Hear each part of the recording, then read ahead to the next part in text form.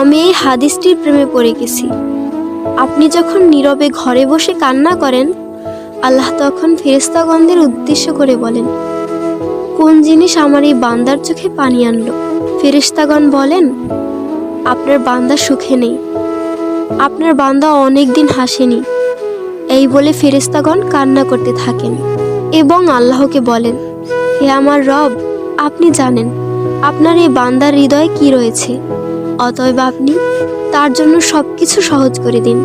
আল্লাহ বলেন, আমার এই বান্দা এমন কিছু জীবন থেকে হারিয়ে ফেলেছে যা সে অধিক ভালোবেসেছিল।